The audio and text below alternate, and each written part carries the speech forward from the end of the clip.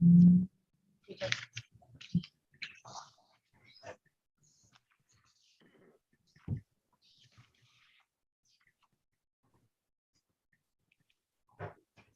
we are recording and we are live streaming to YouTube. So it is 10 o'clock. We are ready, Mr. Chair. Okay. 9:59 here.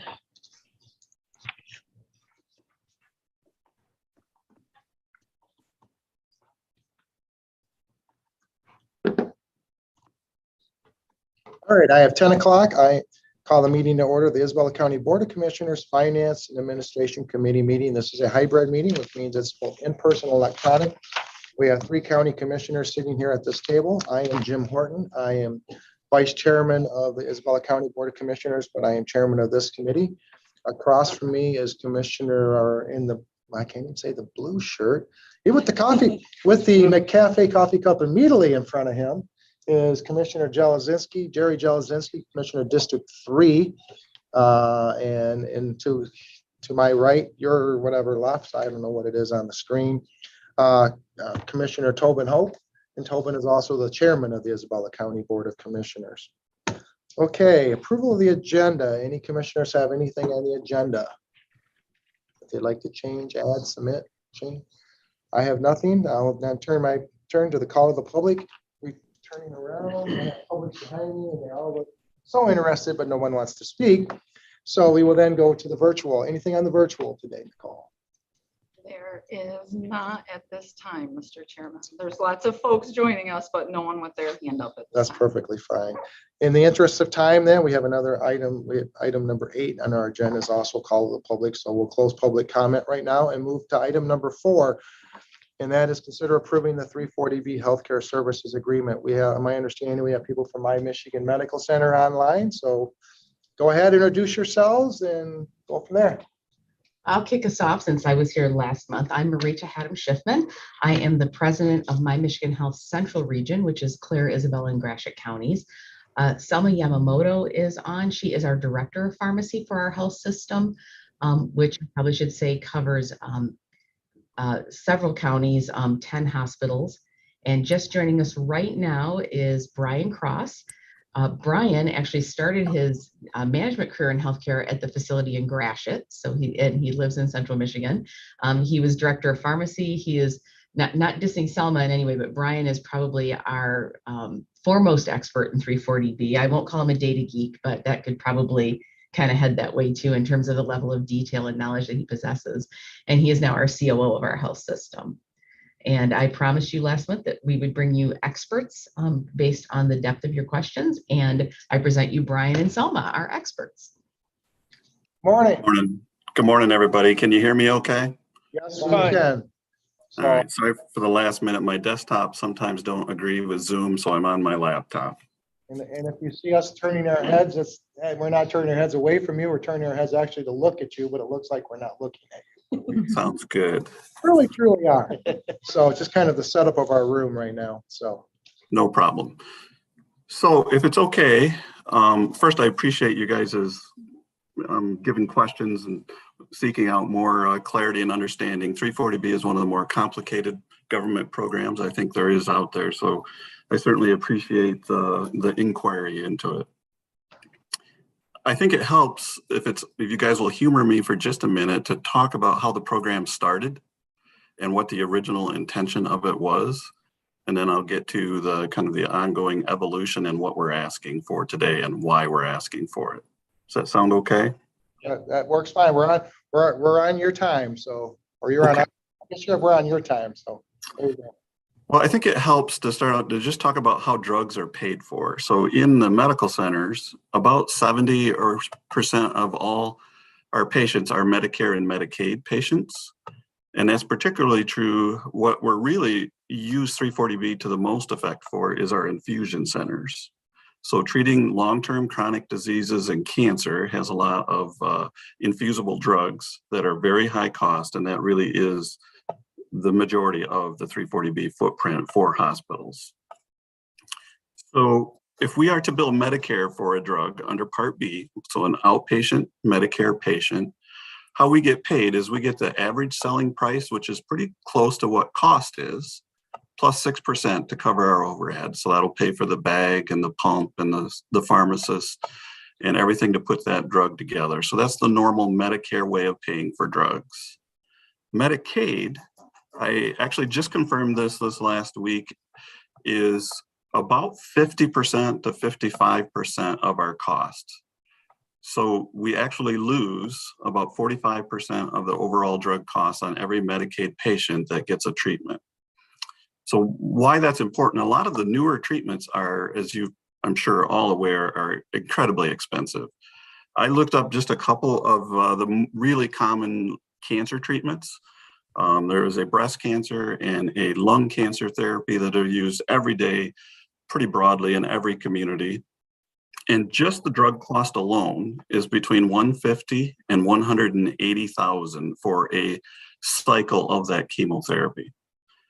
So you can see that if we have a high share of Medicaid patients, it is very easy to be $60,000 to $100,000 in lost drug cost, not reimbursable cost for the health system. It soon becomes unsustainable, is what it really does. So the intent of the 340B program back in 1992, the Public Health Services Act, actually in Section 340, Part B, was trying to address the problem of high Medicaid hospitals and losing money on high-cost drug therapies. And what that act said was that if you meet a certain criteria of Medicaid patients, the 340B program would allow you to replenish those drugs at a discount. So you'd be able to buy them at a lower price than everyone else. The discount is 23% less than the manufacturer price to wholesalers. So a 23% overall discount from what your normal purchasing price would be. And then there's some adjustments for inflation so that if the drug price goes up higher than the rate of inflation, that discount can actually go up. So the intent of the program is to fill that Medicaid gap.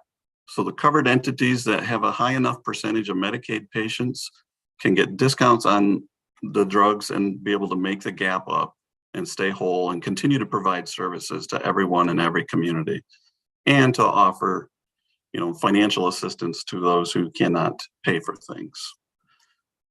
That was the intent of the program back in the very original day. And then there was a significant increase in the program in 2009, 2010 through the Affordable Care Act. And what that did is it lowered the threshold so that more hospitals would qualify, and it increased the types of hospitals that could qualify, and really increased the scope of the program pretty dramatically. It also was the first time that they would allow contract pharmacy. So up until now, it was essentially drugs that were administered directly to patients or that a health system dispensed and had them walk out the door with. So after the Affordable Care Act expansion, it expanded it to, I think you guys have had some discussion about contracted pharmacies where you could write a prescription and that drug would be dispensed at other pharmacies. And I think it helps. There's been a lot of information about contract pharmacies, good and bad.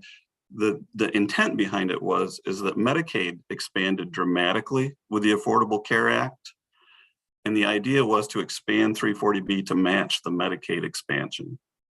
That was the intent. Whether it accomplished it or not, that could be debated. The drug manufacturers, of course, very strongly would fight and lobby to have these parameters limited, and it's not favorable to their bottom line. And so there's a lot of pharma dollars that influence the whole contract pharmacy thing in particular.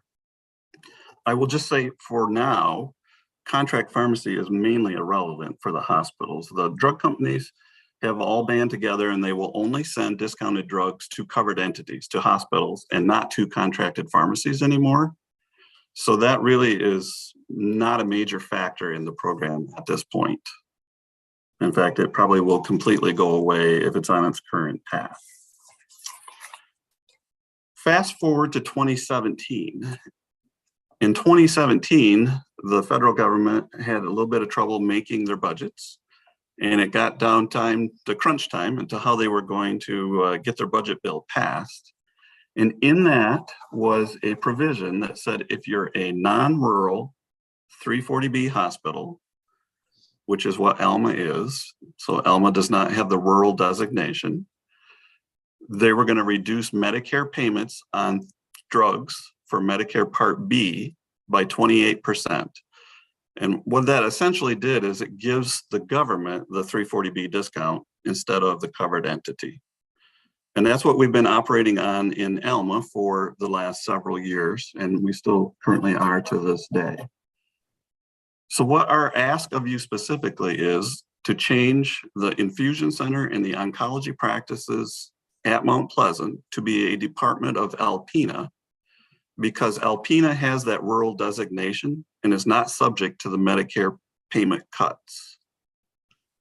So we would get the regular Medicare payment. It would affect no other payer, no other.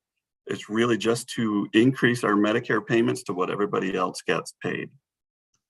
So in my personal opinion, this whole idea of Medicare reducing payments to balance our budget is so counterintuitive to the intent of the program, was to fill that Medicaid gap so that we could continue to provide services to all patients all the time. And unfortunately, for some hospitals, that benefit has been moved over to CMS. They get the discount or the advantage of the discount. So it's really counterintuitive in my mind. So at a high level, that's what we're asking for. Can I answer any questions? I'm going to start out with the other two commissioners here at the table. Jerry, Tobin, you have questions on that? I don't have any questions. I appreciate the in-depth explanation on the program, and it cleared up some of the misgivings I had towards it. Yeah, thank you. It really is a good program. It is very complicated. It's hard to explain to people, but it really does allow us to continue to provide care to every single person that walks in the door, irrespective of your ability to pay. Now, Brian, can I ask a couple questions? I'm Jim Horton. I think we spoke over the years in a prior life that I used to have as being a pharmacy director myself of some independent pharmacies in the local. Yeah, I think area. we've met at one point.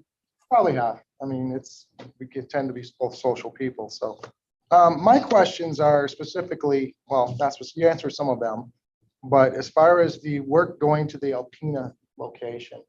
Now, in my understanding and reading the previous memos, that was going to, and what other hospital entities are doing, not necessarily your group, is they're going to more of a central fill location on some of their 340B medications, especially the ones that you said about the 340B contract pharmacies, that they're pulling all those back from the contract pharmacies and going into a central fill type situation.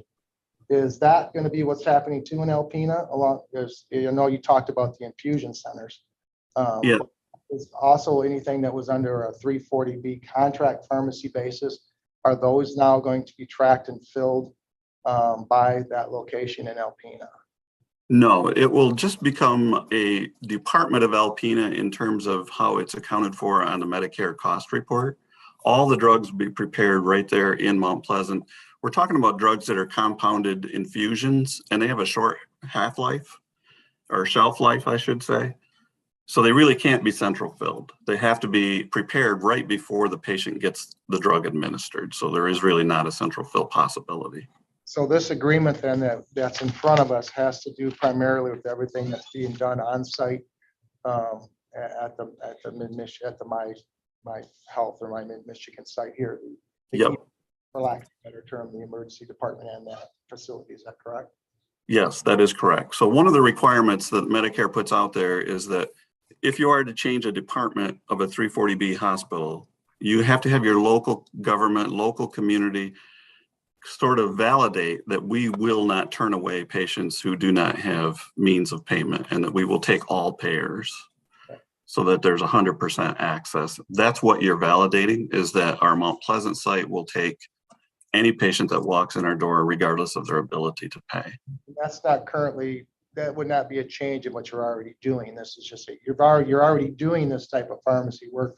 This is just shifting, and it's not shifting away from other pharmacies, or let's say, for instance, Walgreens, that you had a 340. This is not, you're talking infusion, what you're currently doing at your own site. Yes, there will be no changes operationally on anything really. It is just I'll just say a paperwork move to really get the payment that we feel we deserve. No, that makes more sense. I'm glad you came on board and discussed this, because my concern was obviously with the contract pharmacy emphasis, as you'd mentioned and glossed over, is in regards to what the manufacturers are doing now. That's a very hot issue in the 340B world right now. Yeah. And that's unsettled. I think it's in the court system. It's probably in the court. I don't think it's hit the Supreme Court yet. I know it's in the Court of Appeals and a lot of the U.S. district courts around. So we won't go into that today, but commissioners, I don't see what Brian described here. And Brian, I will say, I've known, what I remember of Brian, again, very just glossed over again. That's a good term, but very honest person. I know people that know you and they say that you're an honest person. So I appreciate that. and I do respect what you're telling me when you say that that's going to be no change of your current business right now. And my concern, like I said, would be some of the 340B loss. We're not going to have to go into describing the 340B program and some of the monies that are made from it.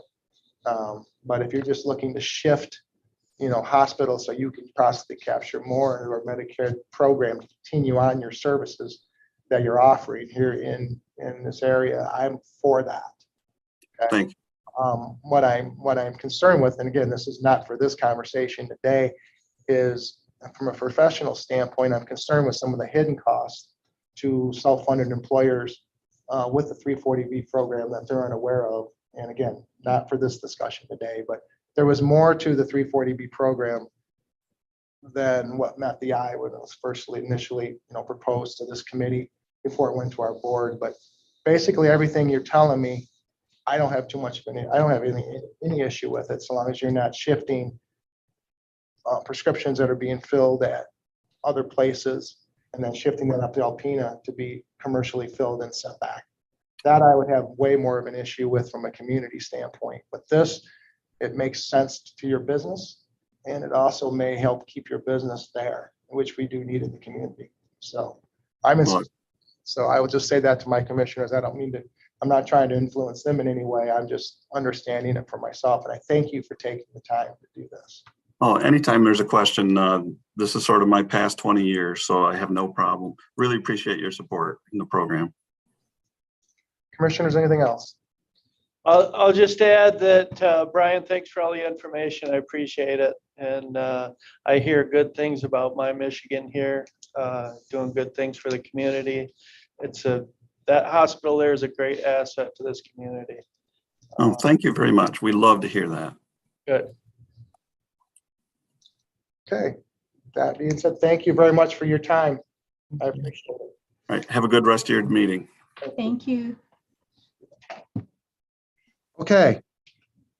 Jerry, you want to make the motion and consider that, or? Yes, I'll make the motion for consideration of approving the 340B Healthcare Services Agreement between the County of Isabella and My Michigan Medical Center, Alpena, and authorize the board chair to sign the same, moving that forward to our work session. And I will support that. Any further discussion?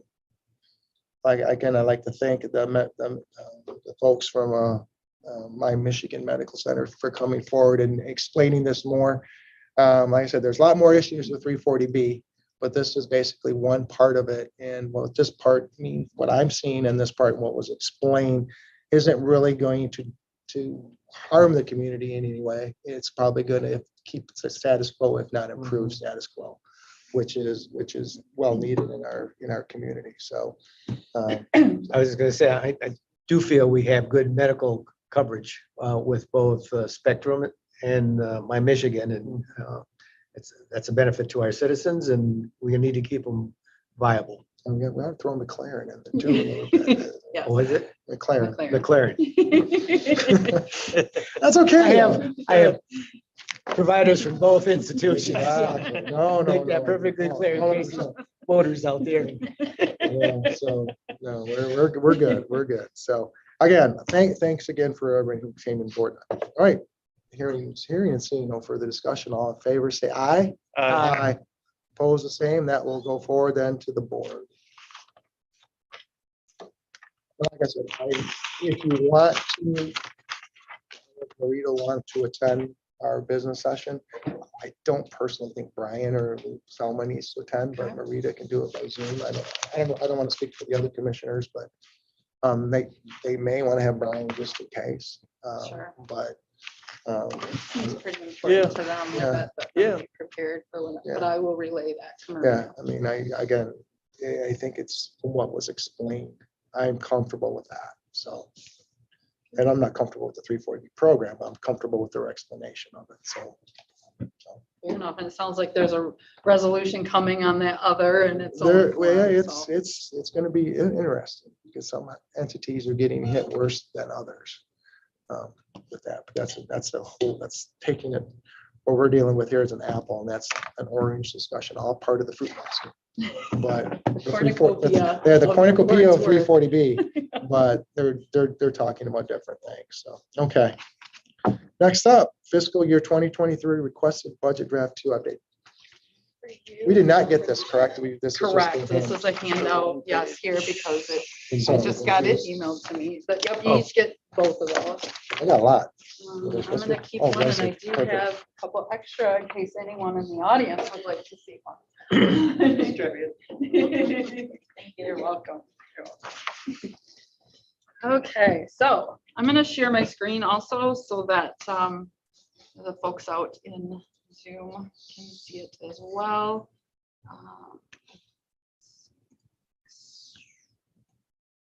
There, now I can actually see it up there.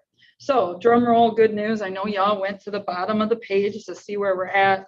Remember about a month ago in June when we brought the first draft, that was just the requested budget. We threw everything in there of what had been requested. All the capital was built in, all the personnel requests were already built in.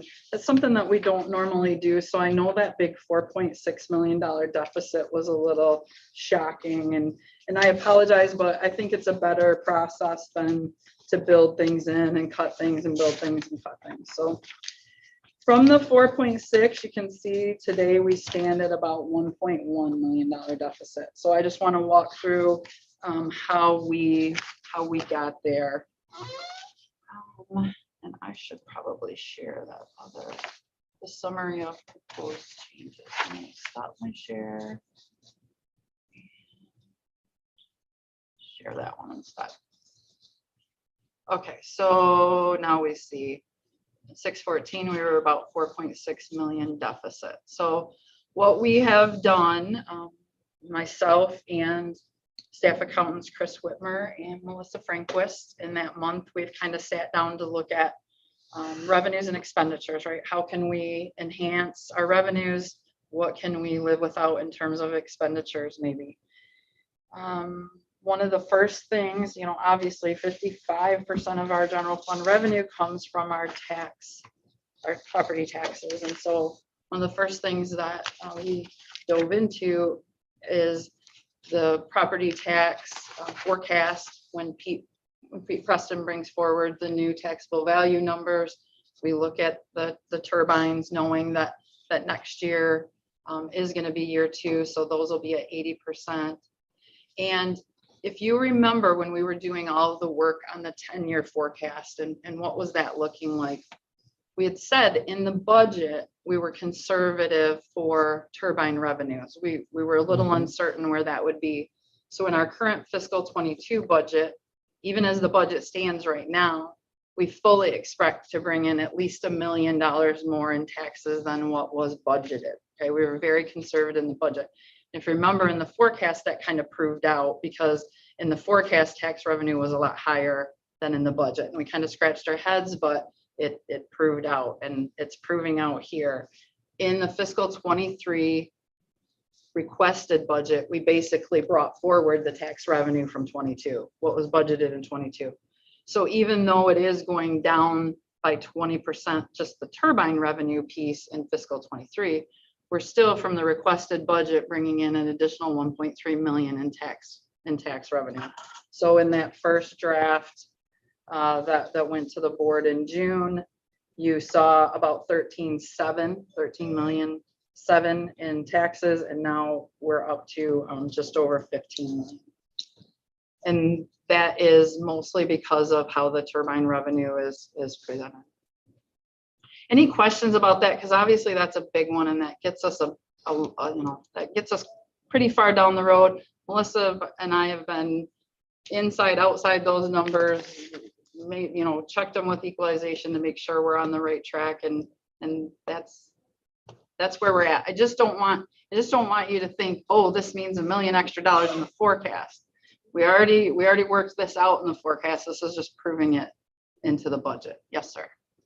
I have a question. So I know last year we took the wind turbine revenues and put them into a special fund for the jail project. Your bottom line here now doesn't do that, correct? With any of the revenues, they're all being applied to the operational budget. Correct. This is not, now, those monies that you committed, the board committed of fund balance, those are still committed to But that we're not project. adding to it. Correct. That is correct. That's a great point. So anything else on turbines before we go? No, I'll piggyback at Commissioner Jelazinski, but I'll hold my comments till you're done, because that is a major concern of mine, what you just said there. Okay. That is, if we're spending money now for money that we were saving for the future, we better, what were we budgeting to save this year for the turbines and for the jail? What was our dollar amount from the turbines that we were going to put towards the jail? That got committed of fund balance? Yes. Was it around 1.6 million of committed fund balance? Does that sound Right. Right. So what then that means, Over 2? Oh, because it was the no, I didn't, the only turbine revenues that we've committed so far is what was in hand, not what we're gonna collect this year. We haven't committed that yet, I don't believe. In the audit, we committed an amount of fund balance at the end of fiscal 21. Can you look and see what that amount was? my concern would be, I'm just focusing on the monies that are coming in from taxes from the turbines that are being used for this budget. If we're in plan and our plan was to use that turbine money for the jail and to put that into a special account, if we don't do that, that money then is misleading, because if you take that let's say 1.3, I'm just throwing that number out. Turbines will be 1.8 next year. Okay, let's Just to give say you the 1.8, number. okay? If we're putting 1.8 into our budget, okay? And instead of that, we were going to take the 1.8 and dedicate it to the jail project. That means instead of a 1.1, we are now at 2.9, and that's sitting there for all eternity unless that 1.8 was being spent on a one-time purchase. If not, if it's going to higher wages and higher everything else, that not just affects this year, it affects throughout. And when we talked about a slippery slope way back when, that's not a slippery slope, that's a straight down fall. And to me, that's a big problem. If we're using money that we had budgeted for a project that we're going to budget for, but now we're using it to our general fund, that's a major issue. And that was, again, we decided a while back, and we needed to do increases in our wages, increases in our, that to maintain status quo, to grow our entity, to be competitive. But the 1.8 will stay forever. It's not a one-time hit, and that stays. Now it's 2.9 deficit that you have to talk, and you have to make that up. Because if you're down 1.1 this year, that's going to carry forward. Unless We're it's not a done yet, but yes, I mean, we that's won't but end that's the gonna year. that's with good unless 1.1. that's what I asked. If it's a one-time purchase, that fall is one time you're done. You don't have to carry that for forever for our legacy, for lack of a better term, a legacy debt. These are legacy debts if it's an ongoing type situation. So you're let's say 2.9 this year down, and then you're 2.9 in the hole starting out for 2024. And then how are you going to generate that? Sooner or later. And if you're using the turbine, as I said before, a long time ago, we don't have a problem with it in our county if that turbine money is not for the jail. It's a nice issue to have. Mhm. But since we're earmarking that revenue for our project, now we have a major issue of not just, like, glad you brought that up, Jerry. It's a major issue for me. That's 2.9 that we're down as far as I'm concerned. Unless you're pushing that back 1 year, but again, you're not addressing it because you still got to make that up down the road. So Right, and we're not really addressing it because there's not a there's not a bond payment built into the budget. If I can see if we had built that in plus the bond payment, it's a little easier to see, okay, one's covering the other. And I know we say the wind turbine revenues will all go to fund the jail, right? Over a 40-year span. And that's true plus some, we know that. But if you look at the 10-year forecast, remember that we did, even I think in fiscal 23, I think it forecasted to use maybe over 2 million of fund balance to get us through these next few years. We're not there. I'm not sitting here proposing that, but in the forecast, remember, wind turbine revenue was built into revenues, and we were still using fund balance to get through that 10 years, to get us out to where the MERS defined benefit falls off. Right? So I know it's easy to think, oh, those revenues are supposed to be kept over here for the jail. The mechanism you do that is to commit your fund balance like you did, right? We can build in turbine revenues into the general fund revenue, and this board can still say, I want to commit X amount towards the project, because you still have fund balance left. You still have, even if we ended today and adopted it at 1.1 deficit, I think you still have over $10 million of fund balance, right? So you could still build turbine revenue into the budget and still vote to commit your fund balance over here towards that. And I guess what that would do on the front end, if we took out USDA loans, if we had a bunch committed, we could just take and pay down immediately one of those loans, right? Because it's actually like I said, getting back though, my concern is that we're addressing a $1.8 million deficit with turbine dollars, okay? Which in theory, if we're going to build the project, are not going to be available in our budget to use for general fund purposes. Right. So with that 1.8 that's paying this year, that turbine is not going to because that's going to continue on if it's not an acute payment, if it's a chronic long-term payment. Wages. That 1.8 is going to have to be addressed next year. Where's that coming from? Okay, so we may address it this year with it, but that's going to hang from here till wherever. So that's my issue, is we're still sitting at, it looks good, but we got to count for that 1.8 next year, okay? Unless it's, like I said, unless it's a one-time shot and you accounted for it. Otherwise it's there. So.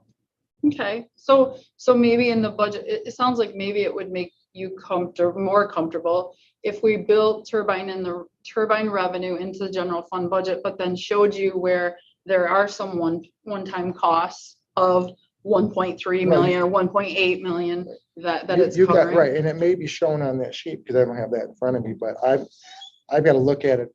For me, I want this board not just looking at 2023, okay? Because it's very easy to say, oh, we're good for 2023. You know, I'm thinking, great, we look good, I'm done, see ya, you know, because I'm out, okay? But these two gentlemen, they're going to be here for at least 2 more years, hopefully more. And beyond, and boards have got to deal with us. And when I sit there and say we're using turbine money to hit $1.8 million of that, great, it looks good, but it's a hidden, like, oh, again, it's going to, I can see it in the future affecting that 1.8 is going to carry. And how are you going to account for it? Where's that coming from when we do start using turbine dollars to pay for the jail project? Where's that coming from? Well, I'm going to walk through Okay, a and couple maybe- other things of, revenues that we're enhancing for 23, and some things on expenditures that hopefully can, some of them are one time, but some of them could be ongoing reduction over, year after year after year, which is positive. So maybe let's get through this list. Okay. And when we're done, let's revisit this, because the whole thing about this, I just want this board to be comfortable in adopting the budget, right? Knowledgeable about what you're adopting and the comfort level that whatever you're putting in place in the budget, you've got comfort that we can play that out. So I don't want anybody uncomfortable. Okay, so leaving the first idea, and that's why we headline that one. We know it's gonna be a lot of talk. This next one, dog census revenue, and I have not concurred with the treasurer's office on potential revenue that this could generate. Well, we certainly had the conversation about doing a dog census in this county. It hasn't been done for a while. Premise is, you got a dog in the yard, I don't see a license purchase for that dog. Would you like to purchase one? Here's the fee structure. And they come in and by gosh, I think what I was told was just the ad in the paper saying we're about to do it can generate some Oh, revenue bet. and some business in the treasurer's office Yeah. selling licenses. I think, 80 is probably aggressive countywide, but when you look at the population of our county and the dog license revenue that we bring in, there's a lot of unlicensed dogs out there. So So I know that's the revenue side. There's some expenses in doing it too, because I know my wife was hired in Manistee County years ago to do a dog census. I don't think they pay her a whole lot, but you have to have a structure to be able to do that. you do. And I have not built in a corresponding expense because I actually have been talking to sheriff about maybe some existing staff doing the census, doing the knocking on the doors. So we're still working through that, but I think this revenue could be brought in without additional expense for staff. Well, that's certainly a timing emphasis of it too, because if you've been reading the newspaper the last 2 weeks, last week, the puppy mill, which I can just imagine what that's done for increasing costs over in Isabella over there. That's gotta be, They have been wrangling to try to find homes for those. yes, that just sounds like a nightmare situation. So anyway, I'm sorry. Yeah, so just a potential. Treasurer's on board in terms of, having a census be done, not necessarily on board with being the one to knock on those doors, but just we'll work together to see how realistic that revenue estimate might be. So additional MERS forfeiture usage of $10,000 in revenue. We'd already budgeted 10,000 in the requested, but we're suggesting another 10,000 for a total of 20. What this is this has nothing to do with defined benefit. It's just defined contribution. Remember, it takes 5 years to vest with us. So when someone comes, they put in their portion, the county matches their 7%. If that employee leaves before they're vested, though the county's portion is forfeited back to MERS, right? It just sits there. The employee always has, is always. They're immediately vested in their own In their- contributions, yeah. Yes, but ours sit there and now MERS has said those have to be used within a year. So we're more aggressively seeing what we have on account and applying those to. We basically apply it to our payment, right? If our payment's 20,000 and we send them 15 and say use 5 from forfeiture. So is turnover a good thing? Only kidding. No. Only kidding. No, that's not a good sign, right? Yeah, not a great sign. But a little bump in revenues for next year. Additional transfer in from commissary for capital requests. In the capital request, sheriff had asked for some software purchases, some Carpel software, and a global jail tracker that they use in corrections. And not only, traditionally we have transferred from commissary to cover sheriff's vehicle purchases, which is built into the requested, but I'm also suggesting that 34,123 come from commissary to cover those other capital requests that the sheriff has. We've looked at the commissary fund, and even though, if you remember, sheriff last fall, he brought forward changes from the FCC that looked like our revenue from the inmate phone calls was going to go down quite extensively because FCC changed the amount that the corrections could make on those. It actually just kind of shifted. We're still getting the same revenue. It just kind of shifted the revenue to a different column. Inmates get an amount of money that they can spend. If a phone call costs them more or something over here, they'll just make more phone calls, sheriff said. So somehow it's happening to where our revenue is not going down. So we do believe our commissary is still gonna be a strong revenue generator. So we were proposing to bring some more of that in. Next on the list was use of ARPA revenues for the senior assistant prosecuting attorney position. Remember in the current budget, when that personnel request was brought forward, it was brought forward to be covered with ARPA dollars. I had a conversation with prosecuting attorney to remind him that our budget resolution says when the grant dollars go away, the position goes away. His understanding is that this position would be funded as long as we had ARPA dollars available to us. So I know he's not interested in losing that position. So I did build in ARPA revenue to cover that. Obviously, that's something that the board has to consider and approve. But it was not built in the requested budget. The expenditure for that position was. State revenue sharing increase, you probably saw from your MAC updates that the state budget does include a one-time 1% increase to revenue sharing and a ongoing 5% increase to base. So from our calculations, numbers aren't out yet from the state, but that should be almost 65,000 in additional revenue. One of the pieces of software that the sheriff is looking for, that global jail tracker, MMRMA, Michigan Municipal Risk Management Authority, our property and liability insurance carrier, has RAP grants, risk avoidance program grants that will cover a certain amount of that. Sheriff's been very successful with those grants, and we suggest he'll be successful again next year in a grant of $5,000 towards that purchase. Accountants have been looking at the dividend that we get from Michigan workers' comp, our workers' comp pool, and normally I do not like to build these kind of revenues in because you can't really guarantee them, right?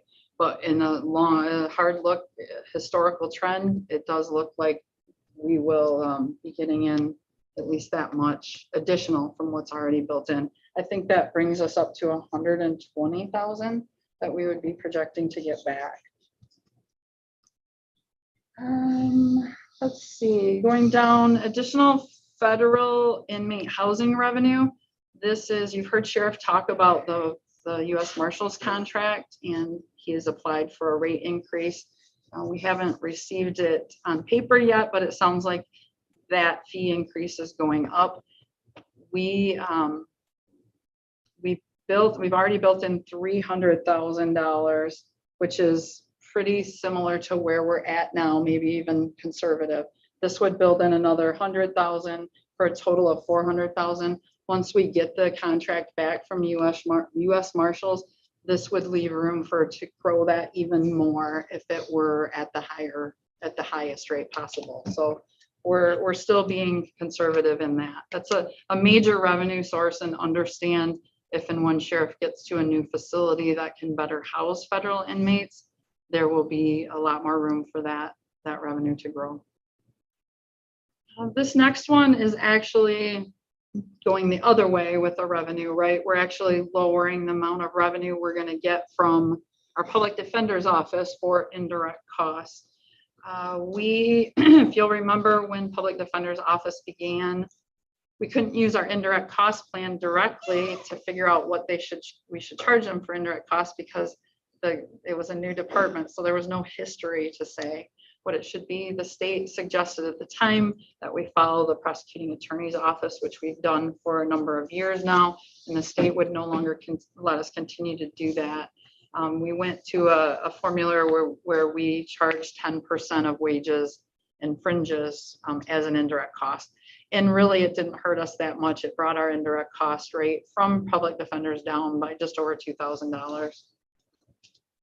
But again, we knew about it, so we built it in. Additional federal inmate housing transport revenue. This has to do a little bit with fee increase, but more so with the trend. We're already over budget, if you will, in the current year for revenue, and we hadn't really considered that at the time of the requested budget. So we are building an additional 10,000 into that. Sale of fixed assets. You can see Sheriff brings a lot to the table when we're trying to enhance revenues. So in the budget, Sheriff has 2 vehicles considered for capital outlay for replacement. This would be building in the sale of those 2 vehicles. Traditionally, we don't do that. Traditionally, Sheriff likes to save that and say, let's make a deal on something else, but he's offering it up at this point. So all of that told, obviously the 1.3 in additional tax revenue gets us the most far, but 1.7 in additional revenue. So I'm going to go down to talk about the expenditures now. In the requested budget, we had built in a 10% increase to our medical, for our health insurance premiums, for our HRA that we self-fund. And the renewal, we just met with 44 North, and the Blue Cross Blue Shield renewal came in more at a 5% increase than a 10. So backing that increase out of general fund saves about $168,000. One of the capital requests that was removed was the $900,000 request from emergency management to replace the 29 sirens through emergency sirens throughout the county. Kind of looking at, it's an antiquated system. It's not complete coverage. So we're looking at maybe getting the most out of our digital, like our Rave type of product, right? Well, maybe, is there a digital solution that doesn't cost $1 million? So Mark was really quick to say to pull that off the table. It doesn't have to happen. I think he has it on there to keep it on our minds, and maybe to spur that conversation about something different happening. One of the expenditures removed out of this draft is the $50,000 that we generally budget for contingency. We budget for contingency $50,000, I think, every year since I've been here. We've not touched it. Trust me, your general fund balance is your contingency. I've never seen an expenditure brought to this board outside of the budget cycle that I don't even know we even breathed, to use contingent. We just never think about it. I don't know why we budget for it. So we're suggesting maybe that come off. The drain department did request a new pickup truck in the fiscal 23 budget, and information systems requested new security cameras. These are not end of life. This is not like end of life equipment. The security cameras would be an upgrade. The pickup truck would be an upgrade. It's worthy of a discussion though, because the pickup truck in drains is, I think, a 2014, 2015 with less than 50,000 miles. So if we were to trade it in now, there'd be substantial value towards a new vehicle that we really get a break at through my deal, right? And we have that philosophy in some other departments. So we're kind of in a strategy point with that vehicle. If there's still value to trade it in, or do we do like facilities vehicle, and 26 years later, we have nothing, literally nothing, no value left to it, right? But So, you got 26 years on it. Exactly. So you got to balance that out and find the sweet spot in there. exactly. My vehicle's 12 years old. So what do you think? What do you think Now- my now, strategy is? In that Right, case, gotcha. do you move then, because this is drains, can you move the pickup truck into a department that, like the sheriff's vehicles, they could be 2 years old, but I think the cutoff was 80 or 100,000 miles just because of the wear and tear. I mean, is there something where, let's say drains need something newer, but community development doesn't, but they still need a work vehicle? And down move it and then shift it around? Is that, I mean, again, it's not a tremendous amount of money or anything like that, but do we have a policy in place for that where we move it in between departments? Or is each department, like drains, responsible to go out and trade in their used vehicles? Or do we shift it around and do that? We don't have a formal policy in place, but I would absolutely encourage any of that. You're going to see when we go through this in a little more detail, capital requests for general fund are tough to fund, right? Capital requests for outside funds, great. If you got the money, it's in your master plan to do it, great. So if we could do something where, maybe parks or inspections in a year, they're looking for a new vehicle, what their trade in, what the vehicle that they were going to trade in, perhaps could be offered up to another department. We could do that very easily. Again, that's for you. This is. No, I love the idea. That was just an idea. That's certainly not, it's not a huge dollar amount, but every penny matters. Absolutely. Absolutely it does. I just didn't feel it was the year to build these two expenditures in, the truck for drains and the cameras for IT. There is along the lines of those MMRMA grants. MMRMA has a $50,000 grant towards these cameras that, we could apply for. So there is some assistance there. I know that if with the new correctional facility, none of this would go over to that new facility. However, they could tie into this system. But again, I just didn't feel that this year was the year to build those in at this point. The next couple of capital requests come from facilities.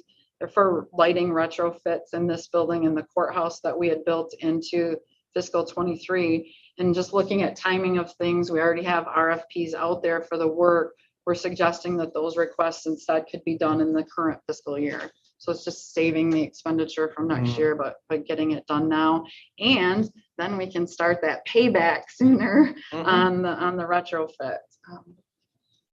The next one is $70,000 less we're sending to MMRMA for our liability insurance. Mostly this is due to there being less pending lawsuits, right? That 70,000 isn't for our coverage, it's for our retention fund, and our retention fund is well funded right now. So we are not going to send them anymore. Reducing prosecuting attorney's amount for Carpel budgeted in sheriff. It turns out that sheriff and prosecutor worked so well together that they covered each other's backs in the requested budget, and both had built-in budget dollars for this critical software. So we actually took it out of PA, and I think it's still budgeted in sheriff. If that makes sense. The next one is almost 65,000. In talking with Tim Nieport, Community Development Director, we are reallocating some of his community development wages to be split 50% general fund, 10% GIS fund, 40% inspections fund. This is something we do with some of his support staff. One of his support staff is split between general fund and inspections. I know in the treasurer's office, some of their staff is funded out of delinquent tax fund and your 617 fund, PA 123 fund. I know I register of deeds, one of your staff is funded from your automation fund, and the clerk, part of a position is funded from CPL fund. So it's a common thing that's done in general fund. It's not been done for this particular position. If you remember, when Mr. Nieport brought his restructure request forward, he suggested a certain percentage of his wages could be used to cover the increase in his restructure for bringing up those staff to those different grades. And so I'm just kind of stepping that up and pushing that percentage a little harder. And the general fund, or the fund balance for that function is pretty healthy, I believe. Correct, yes. Due to the wind turbine permitting process over the last couple of years, that inspections fund is performing better than I'm sure it ever has. It's a dang near $1 million fund balance. Well, and look, can't we? Come on. It'll be in our budget. No, it won't be in our, that one.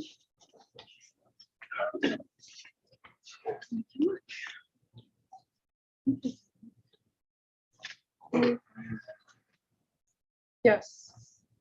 Oh, not $1 million fund balance. $626,000 fund balance.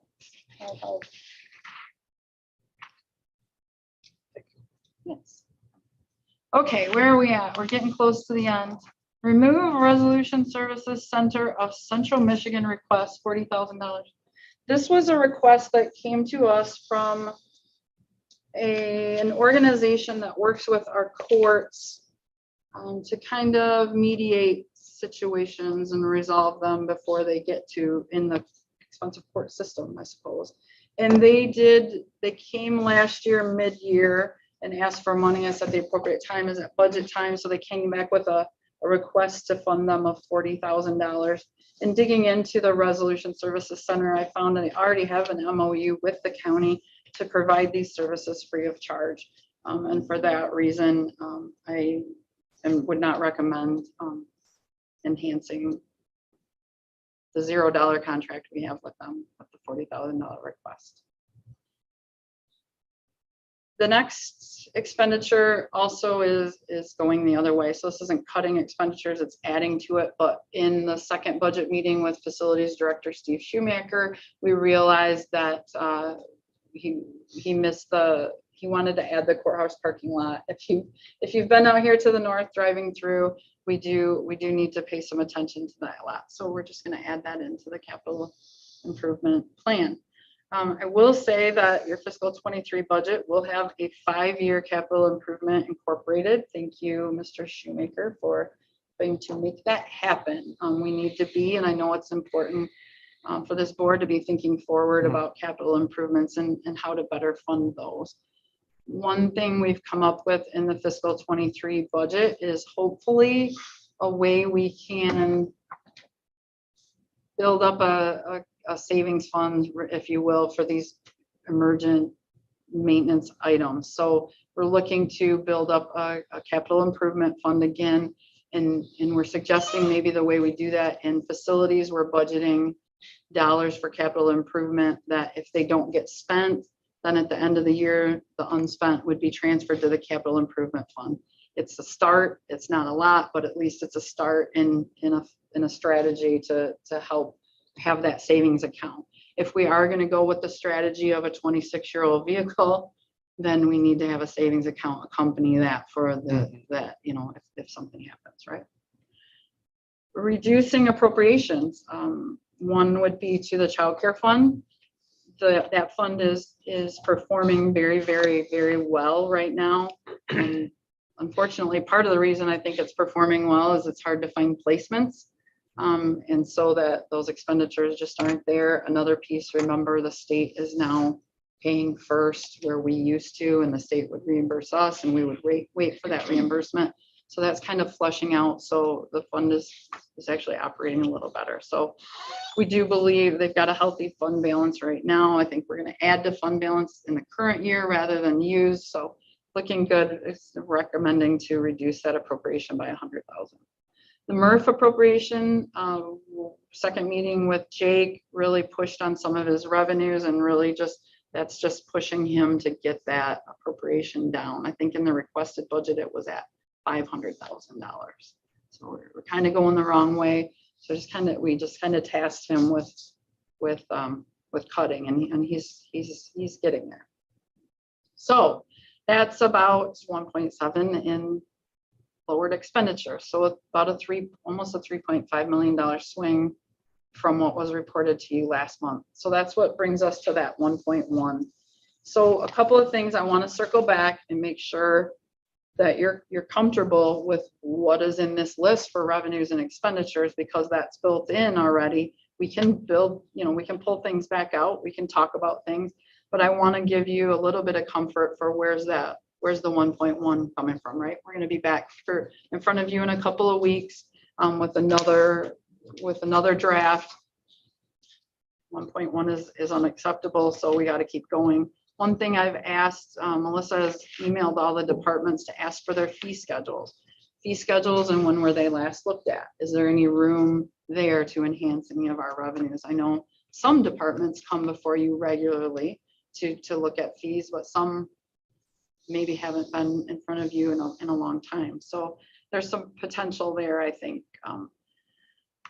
We talked about in another committee this morning about revenues, like from our equalization department has brought to our attention that there's things our equalization office is doing for townships that doesn't happen, quote unquote, anywhere else. I'm not suggesting we send the townships an invoice for that work. I'm suggesting we start a conversation and work towards that. One thing from our self-insurance, from our insurance renewal meeting with 44 North, remember, and maybe you don't know, medical care facility is tied to the county for health insurance for whatever historical reason, whatever plans, things we do with our health, they're locked into that. And so when 44 North brought forth ideas for maybe things we could do different, medical care facility is included in there. So sometimes those savings, we have to work to carve them out. It's great that they're saving too and have the opportunity to do that, but I just want to be clear that what we do impacts them. I think they're ready and willing to do what the county does, but I think that's important caveat to mention. So right now we buy from Blue Cross Blue Shield off the shelf, a kind of a high deductible plan. Then we self-insure an HRA program to bring that down to affordable deductibles for our employees, right? That's a fully funded plan. If we went to a self-funded plan for just our prescriptions, it's estimated we would save $100,000 and medical care would save $100,000. 44 North would administer that. They've got a whole department that does it. We also looked at opportunities to self-fund the medical portion. And I don't want to do that without a Blue Cross Blue Shield plan. But I did ask 44 North to quote that from Blue Cross Blue Shield because of the savings that were talked about. And again, this includes a medical care facility. We're approaching $1 million a year. And this is not a one-time savings in fiscal 23. This perpetuates year after year after year. That's huge. And again, it's estimate. Now, what this would look to the employee, what this would look like, should be nothing different, right? It's a mechanism funded on the back end. But I want to understand your comfort level in doing something like that. 44 North is going out, to ask Blue Cross Blue Shield, what does it look like if the county wants to do that? What's the pricing? So we'll know for sure. I guess for me, I'd want to look at what the risks are to doing that, obviously. And I know there's a stopgap insurance for catastrophic claims and things like that, so. What is the city? I believe the city is self-funded like that. At least they used to be. I believe that could be a comparison. That was my understanding. I know at one time they were self-funded under RX. I don't know where they're at now, or their medical, but I know they were a self-funded entity. Just to see what that looks like as a comparison. Their mix are probably similar to our mix. Yeah, It's a good point. So Good point. I think there's times it works for groups. I think this group was self-funded at one point. I think sometimes there's an appetite for it, sometimes there's not. But if it's a healthy group, that can, why let Blue Cross Blue Shield get the savings, right? I'm also an observer of body language. I think maybe Steve might have some input on maybe the past experience. if you do, I'll call you up. And I can only blame myself. Be careful what I ask for. Well, No, I want this. I'm anxious to I hear this. just think you have to understand the history of our self-insurance stuff. We had a $2.3 million fund balance in that 7 years ago or 8 years ago. And we went to this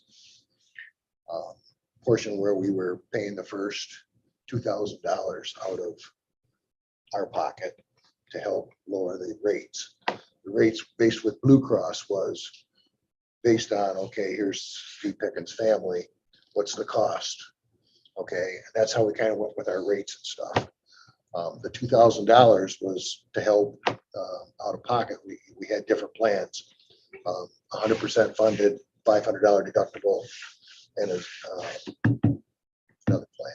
But we changed that so that we were going to pay out of our pockets because we're self-insured out of this pocket and out of that pocket, that $2,000. While we were still gaining revenues in there, the fund kept growing. I mean, it got out of proportions, something I spoke on many years ago. That level was too high. The employees were being charged way too much money for the costs that were going, because like Nicole said, we had a pretty healthy group. And we do have the stop losses there for the catastrophic stuff. Well, the 2,000 got changed to 5,000 deductible that we pay out of our pockets. And we never adjusted that as we went, and it got to, it kept eating into 5,000 was too much. So it ate into that fund balance that we had to a point where think Margaret we went to a regular plan instead of adjusting that 5 to 2 into an area of where it's reasonable and something we could look at every year, to say, hey, look, our fund balance, we want to keep it at a certain level because, there are other expenses that come up. But if we take and say, maybe it's 3,000, maybe it's 2,500, maybe one year it's going to be $1,500 that we can cover under those deductibles. To keep our balances in the same and correct it every year instead of throwing a 2,000 to 5,000 thing out there, would ate up all of our fund balance and put us to a point where we have no monies to do that. So you went to a straight plan where you ask to across what's our cost. Yeah, what do we And always, now we're paying, we have no cushion there. Everybody's paying a higher rate with that prescription, or whatever that, I can't remember, lots of words here. Whatever the rate is for a family, for a single, for a dual kind of thing. So, I mean, that's kind of the history on it. The self-insurance plan worked fantastic, fantastic in the past. But you got to keep an eye on it, so that it's being fair to the employees, plus being fair to the economics that the county has as well. It was a good plan to which medical care facility was also tied in on, and at one time the road commission was as well.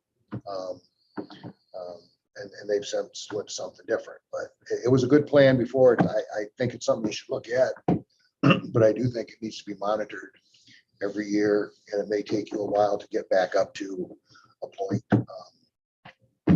where we have a healthy fund balance that is not detrimental to the county or detrimental to the employees as well. That's my 2 cents. appreciate Thank that. you. Thank you, Steve. Yeah, my other employer went self-funded about 20 years ago, and it saved them a ton of money. But one thing they do is have a committee. Every employee group has a person on that committee, and they constantly are looking at that. Where's the fund balance? Where do we need to set the? Yeah, our mistake was we Deductibles. just jumped into it after getting the 2 administrators that go in tune to what was happening here. That's when they come up with the 2,000 or 2,500, whatever it was, payment portion, because we're self-funded. It's coming out of one pocket or the other pocket. It didn't matter. So then the last person there never would adjust. So something that, like you say, you have a committee or you have whatever, so that the people know that, hey, we're looking at this thing, and it's not, we can't do much about the health insurance other than stay healthy. Okay. And things come up with people, there's some catastrophic illnesses and things that cost us more money. We're covered for that under the Blue Cross plan, but making sure that we're all aware of it and the people see it and they say, hey, look, hey, our costs went up.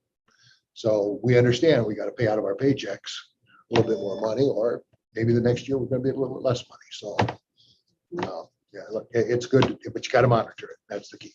You do, yep. And then you have representatives from each area really dialing into that, and they're able to go back to their department and explain, this is why, these claims are going up, or our drug usage is going up, or whatever they're. No, that's the key is monitoring, like in everything. Yep, I agree. Excellent. I love the insurance committee idea, and while this funding idea, again, should be no change to the employee, and we'll get 44 North in here to explain all that. I think an insurance committee is a good idea if we are looking at actual changes to coverage or carrier or anything like that. To me, that's something that would be vetted over the course of a year. Nothing sure. I'm interested in rolling out this fall, less and more.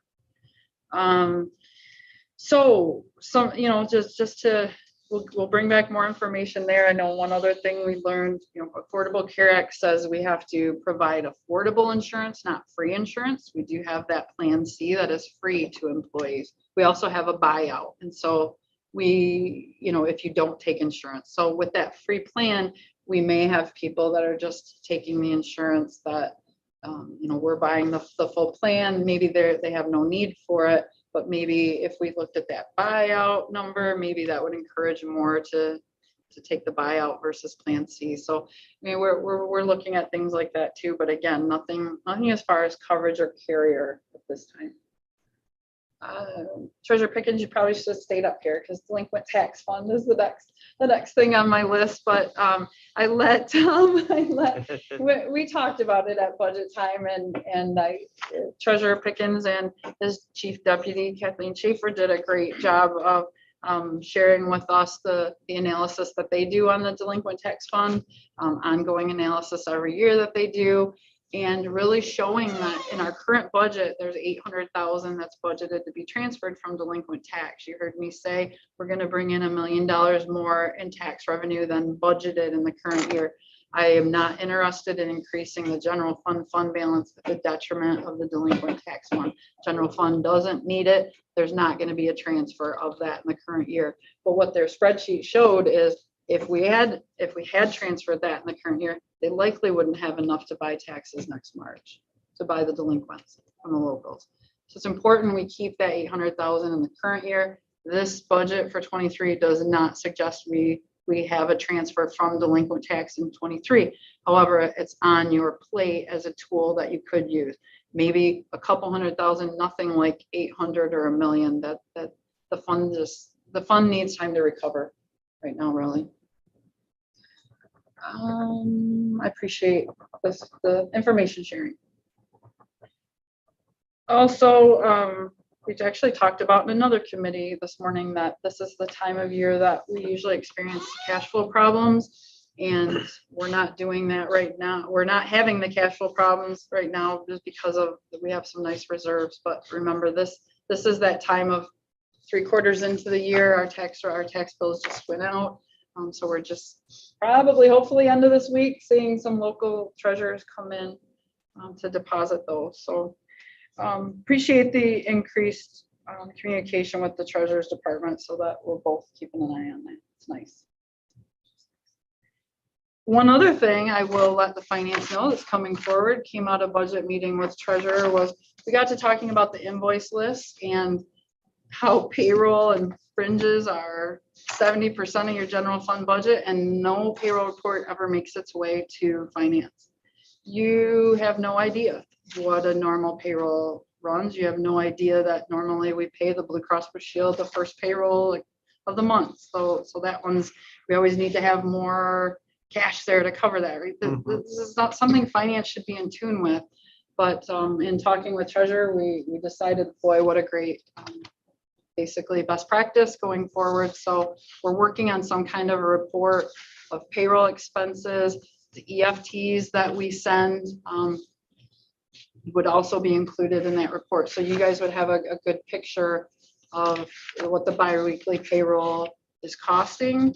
And we would make this a part of a normal report that you approve, like part of the invoice report or part of the adjustments list, so that you're not approving something additional or something additional on your agenda. It just become part of that. So we're looking to bring forward some kind of template for that soon. So ideas going forward, ARPA dollars are on the table. We don't have anything built in for ARPA other than that, the PA position kind of continuing from the current year. But when I come in 2 weeks, I'll have that list of the ARPA projects that the work group is wanting to bring forward, and we'll break those out into what's likely fiscal 22, what's likely fiscal 23, to kind of move that forward.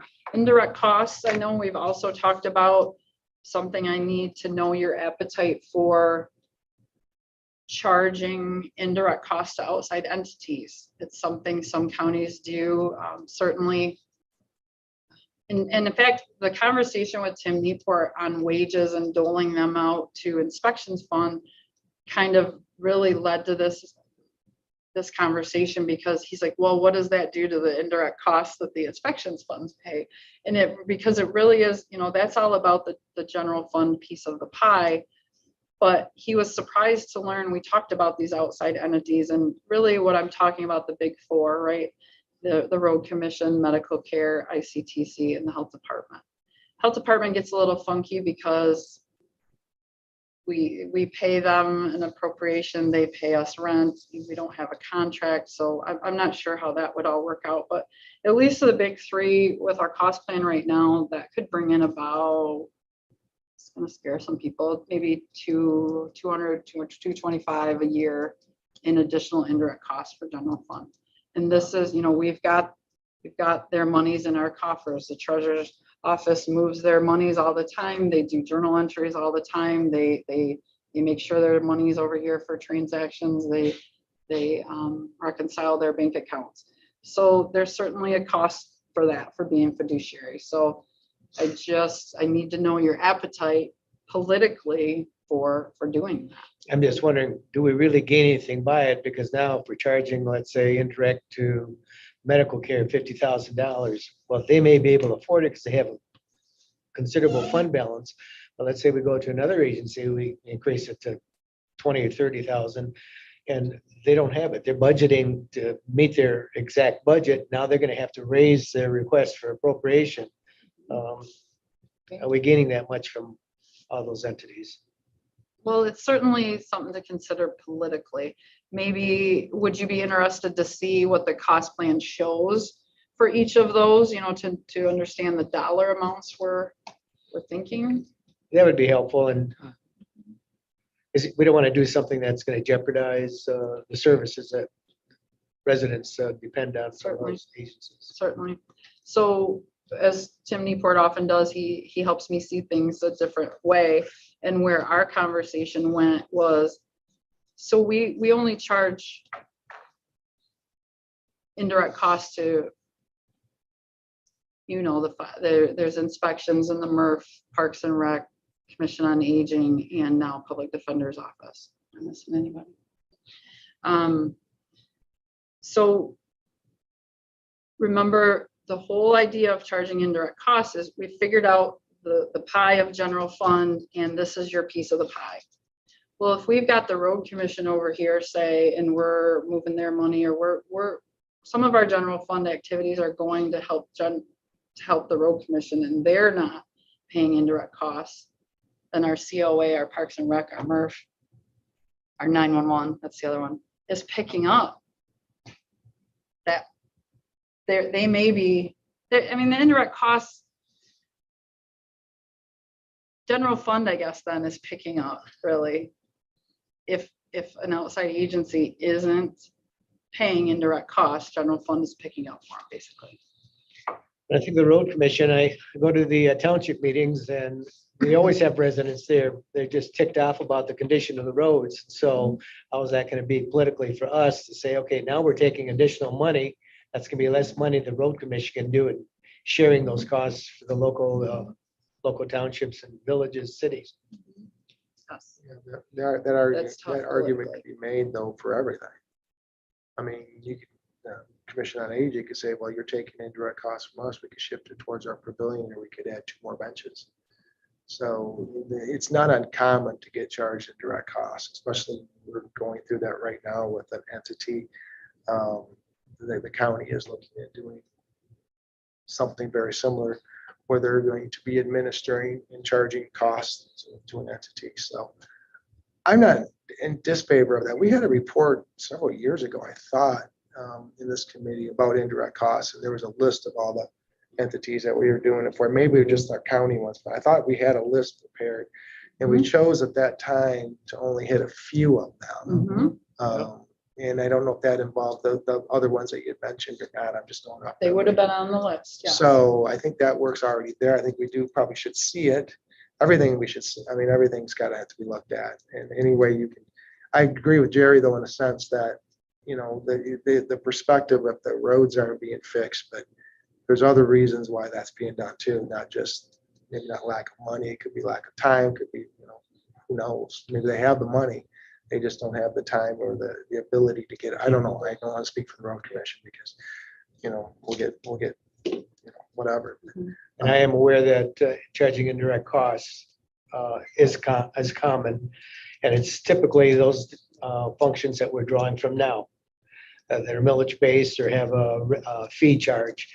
But being involved with 2 other counties, I'm not sure that I know of any county that had indirect costs for their outside organizations. Might want to do a Yeah, that's a good point. too. question, a Exactly. survey. Politically, it's tough politically, right? But I know it's been talked about before. Next finance, I'll bring you that list at least, and we'll just. I know I've seen a list of Look and some see. sort like that before, so. Okay. Really, the only other, well, personnel requests are still built in there for general fund. That's about $130,000 increase. I'm kind of stalled in that area right now. My big idea of getting a hold of William Rye didn't work. And so I kind of back to the drawing board on that, but I will say the $130,000 is still built in here for personnel requests that may or may not be recommended going forward. So just through fee schedules, maybe some insurance changes, and maybe some ARPA funding, maybe some thoughts about indirect costs. With the new revenues, like the clerk is bringing forward, looking at those fee schedules, looking at maybe what equalization wants to bring forward. I am really excited actually to sit here and only be at 1.1 instead of a $4.6 million deficit today. Right, and what is, again, I'm gonna put some lemonade out of this lemon, okay? What is historically, again, I think you gave me the number, but I don't remember it. Over the last 5 years, what we budgeted for as far as use of fund balance and what we actually use. It seems like every year we're overusing on our budget side, the fund balance, and then we recover X amount. It seems like every year.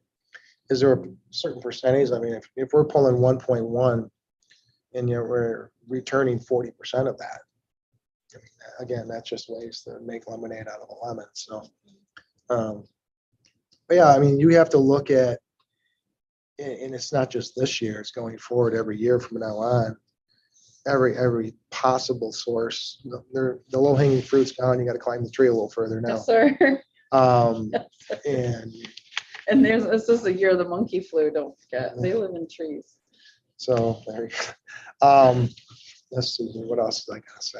I'm drawing a blank right now.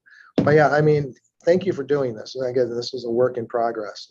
And it's now you're getting into the point now where you've got to start even taking a sharper pen and pencil and really calculating this out. And again, I'm seeing my fear, not my fear, but a concern of mine is the use of the turbine money into this budget.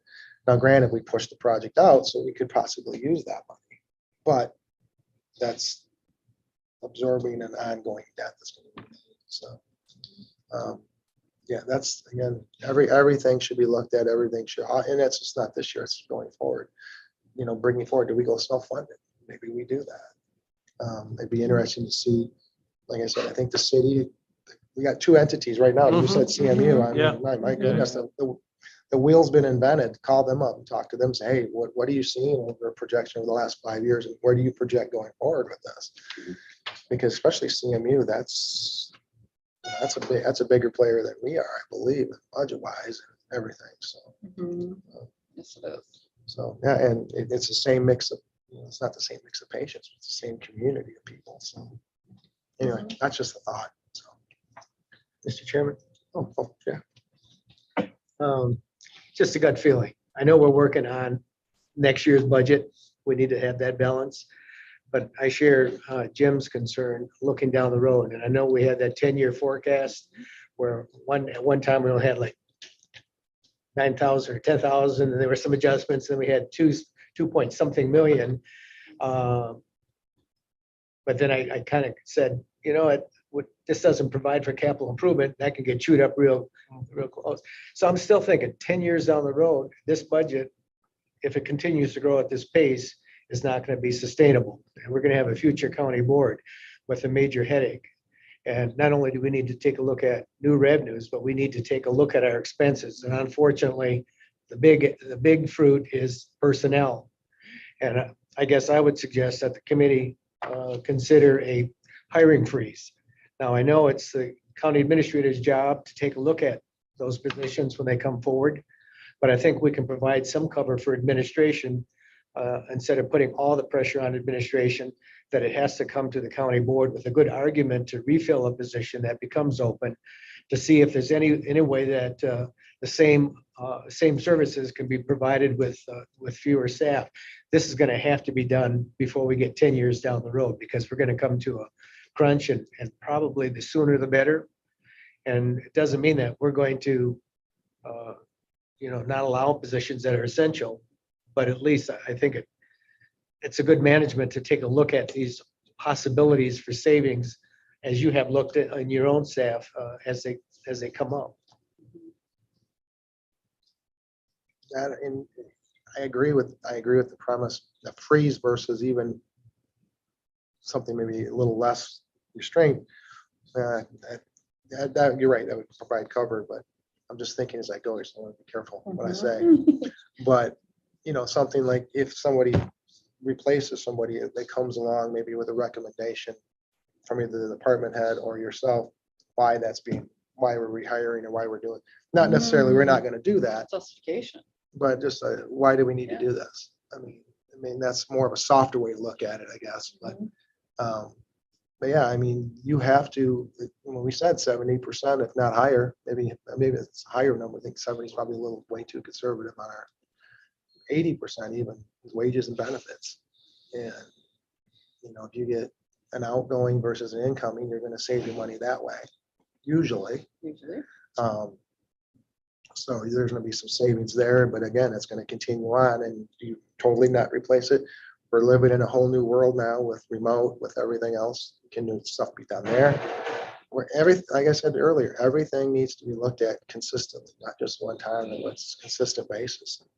And maybe you look, and again, I shouldn't say this, but maybe because everything I say sometimes, Jim Horton said this. An HR person or someone dedicated solely, or maybe not that title, but someone solely dedicated to looking at this as an offshoot.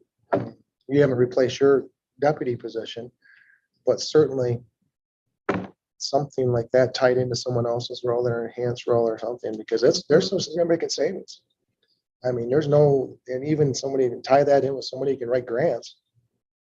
I mean, my goodness, they could bring in 7 to 10 times their salary every year to cover that. So again, it's an ongoing entity, an ongoing process, and things are changing. COVID changed a lot of stuff, and good and bad. So.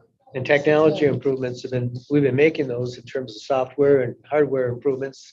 That's going to have a positive impact on staffing requirements. But I worked for an employer, Clinton County, that had a freeze on, and it wasn't, maybe delayed some of the rehiring for a short period of time, but they used it to really good advantage to save hundreds of thousands of dollars by improving their internal functioning.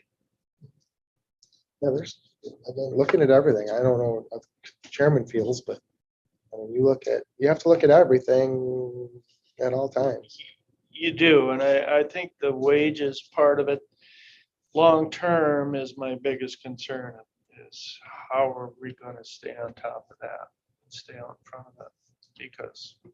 Yeah, you gotta look at decreasing, but you also gotta look at maintaining, and it's getting more and more competitive. And, we lose sheriff's staff. I mean, we increase ours, everyone else increases theirs. I was talking to a deputy over in Acosta County, and they were like, "Why you guys really pay your deputies well?" And we here in our little podunk world here, wow, we're losing out because we're not high enough. Yeah.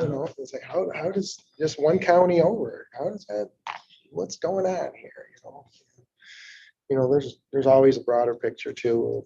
I don't want to take any more time because we're already approaching Jerry Jelzinski time of 11:30. He's the whole reason why we have long meetings. But you've got 5 police entities in this county, and I'm not picking on that, but you've got 4 park departments in this county. And you've got someday someone's going to sit there and say enough's enough. Let's combine and save and cut and do this. And not outside of this conversation for this table, this side of the table today. Well, I think the appetite is there right now. And no one wants to consider. We got 1 o'clock meeting today. No one wants to pay. People are willing to pay. Taxpayers, all of us sitting, taxpayers are willing to pay, but they're not willing to pay for waste. when I say waste, I don't mean just frivolous waste. I mean, what are you guys doing so I don't have to pay more? Or if I have to pay more, I want to see what I'm paying for. So anyway, that was my 2-second spiel.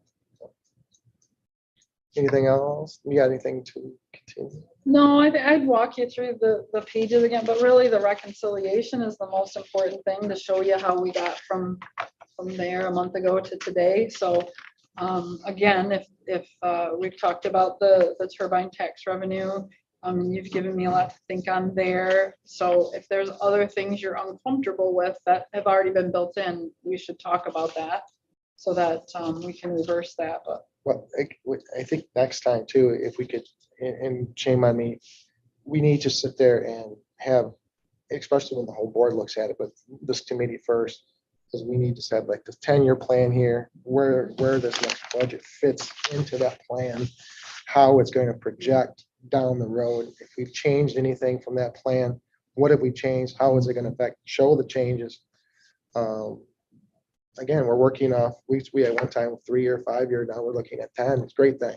You can't, but that's going to change. A lot of that's just, oh yeah, but it's just about your comfort, Yeah, you right? Just can't- providing that comfort. in the current. and yeah, so I, that's what I would like to see for our next presentation is like, and we can budget some time, but you know, right now, yeah, I thank you for spreading it out, but I think you don't need to go into the front pages because Excellent. you can probably see it like twirling and figuring and jittering and so.